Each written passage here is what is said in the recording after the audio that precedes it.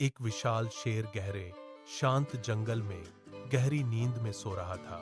एक नन्हा चूहा यह देखे बिना कि वह कहां जा रहा है, उसकी नाक के ऊपर से दौड़ गया। शेर एक दहाड़ के साथ जागा और उसे अपने पंजे के नीचे दबोच लिया। कांपते हुए चूहे ने चिल्लाकर कहा, कृपया मुझे क्षमा करें, जानवरों के शक्तिशाली राजा। उसने वादा किया, यदि तुम मुझे जाने दोगे तो मैं एक दिन तुम्हारा उपकार चुका दूंगी। शेर हंसा, यह सोचते हुए कि एक छोटा सा जीव उसकी मदद कभी नहीं कर सकता। उसके साहस से प्रभावित होकर उसने अपना पंजा उठाया और उसे आजाद कर दिया। कुछ दिनों बाद शेर एक शिकारी के मोटे मजबूत जाल में फंस गया।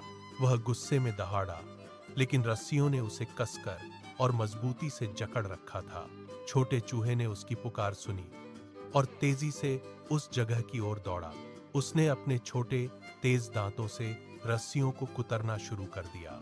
जल्द ही रस्सियां टूट गईं और आभारी शेर आखिरकार आजाद हो गया। एक विशाल शेर गहरे शांत जंगल में गहरी नींद में सो रहा था। एक नन्हा चूहा यह देखे बिना कि वह कहां जा रहा है, उसकी नाक के ऊपर से दौड़ गया। शेर एक दहाड़ के साथ जागा और उसे अपने पंजे के नीचे दबोच लिया। कांपते हुए चूहे ने चिल्लाकर कहा, कृपया मुझे क्षमा करें, जानवरों के शक्तिशाली राजा।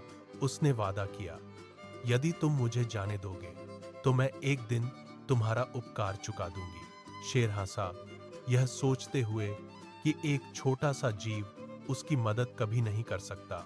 उसके साहस से प्रभावित होकर उसने अपना पंजा उठाया और उसे आजाद कर दिया। कुछ दिनों बाद शेर एक शिकारी के मोटे मजबूत जाल में फंस गया। वह गुस्से में दहाड़ा, लेकिन रस्सियों ने उसे कसकर और मजबूती से जकड़ रखा था। छोटे चूहे ने उसकी पुकार सुनी और तेजी से उस जगह की ओर दौड़ा।